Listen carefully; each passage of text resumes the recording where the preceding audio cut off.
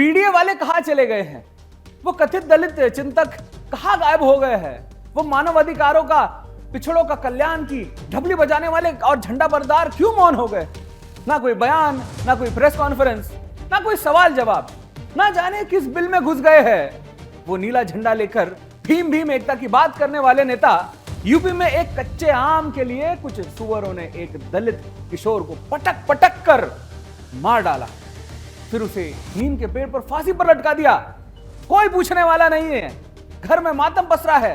मृतक रवि की मां से कह रही है, जिन्होंने मेरे बेटे को मार डाला उन्हें सजा मिलनी चाहिए, इंसाफ मांग रही है।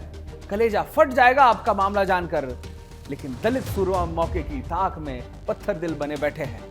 आप पहले रिपोर्ट देखिए और समझिए मायावती, अखिलेश, चंद्रशेखर इस मामले पर क्यों खामोश है।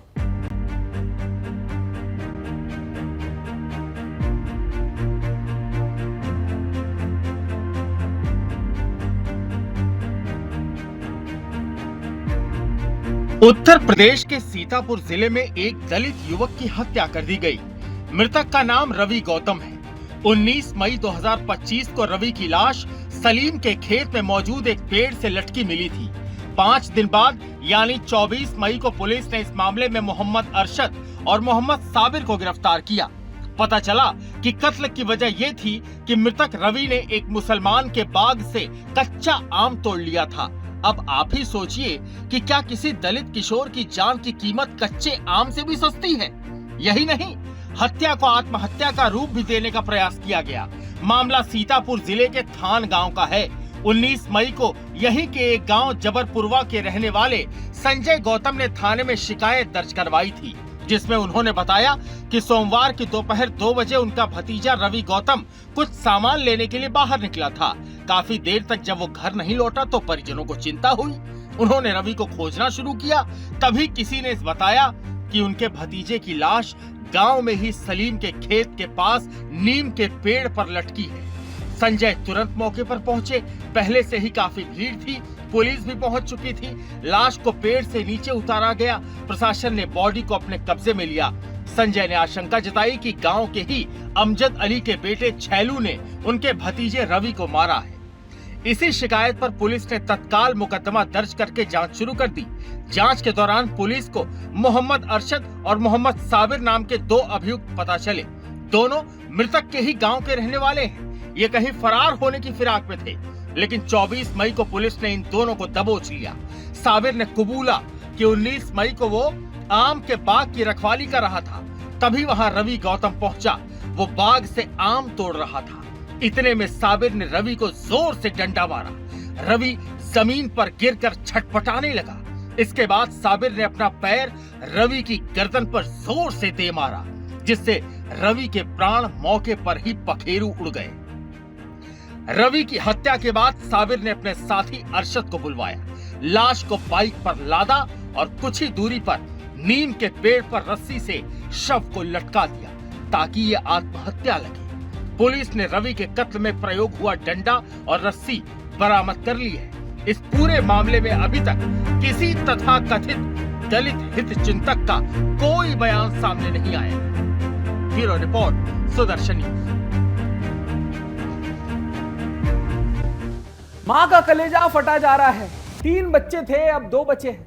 रवि जब बाजार से सामान लेने गया था तब उन्होंने उसे आखिरी बार देखा था।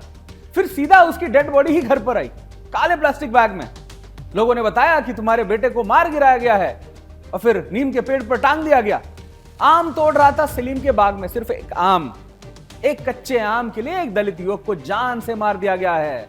क्या किसी दलित की जान की कीमत एक कच्चे आम से भी सस्ती है क्या? पूरे गांव में यही सवाल कौंध रहा है। जवाब किसी के पास नहीं है। मातमी सन्नाटे को चीरती मां बाप की आंसुओं का शोर बेबस है, लाचार है। सिस्टम के आगे पूरा गांव को यह पता था कि किसने मारा है। सब जानते हैं कहां मारा है। पुलिस को 5 दिन लग गए यह पता करने में कि कैसे मारा। 2 आरोपी जेल में हैं। सत्ता दिलासा देने तक नहीं पहुंची। चुनाव में दरबार लगाने, दलित के घर की साग रोटी खाने, वोटों की भीख मांगने तो जरूर आ जाते हैं, लेकिन इंसाफ के लिए साथ खड़े नहीं हो सकते। यह मौका परस्त राजनीति इस टीस की खाव पर नमक जैसी है। खुद को दलितों के स्वयंभू मसीहा कहने वाले नेताओं के लिए भले ही रवि की मौत मायने ना रखती हो, लेकिन सुदर्शन ने हमेशा से ही ऐसे पीड़ित परिवारों को मंच देते रहा है। मृतक रवि की मां और उनके परिवार से भी डॉक्टर सुरेश चौहान के जी ने खुद बात की। बिंदास बोल कार्यक्रम में पीड़ित दलित परिवार का दर्द सुना, न्याय का भरोसा दिया और सीतापुर के जनता से परिवार का साथ देने की अपील भी की। आइए एक बार देखते हैं। माता जी, हमने आपके बेटे की पूरी घटना हमारे दर्शकों को बताइए। आप बताइए क्या हुआ था, आप क्या चाहती है? तो नमस्कार सर जी। नमस्कार, आप हिम्मत के साथ बोलिए, हम आपके साथ हैं, चिंता मत करिए। भैया हमारे 2 बजे कहीं गए रहे, लौट कहाँ दोबारा घर का न आए, हुए मार दे गए। पूरा टोला उधर मुस्लिम सब इकट्ठा हुआ, हमले पूरी चमरई है, यहाँ पता नहीं कुछ तनको।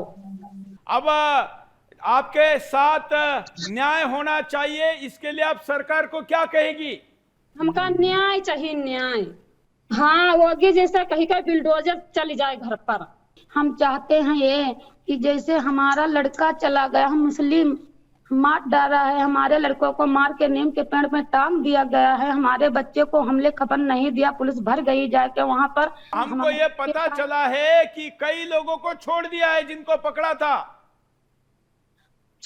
छोड़ दी नहीं है सबका, और जो नाजायज, हम नाजायज किसी को नहीं सताएंगे साहेब, हम नाजायज काम नहीं करेंगे। जत्ते मुलजिम है, छैलू नंबर 1 डाकादार है साहेब, उसको छोड़ दी नहीं है। और बाप पुत को का ना है साबिर बाप पुत को यहाँ चालान करके जेल भेज दी है। और छैलू बहुत नंबर 1 है, वो जुल्म करेगा जुल्म।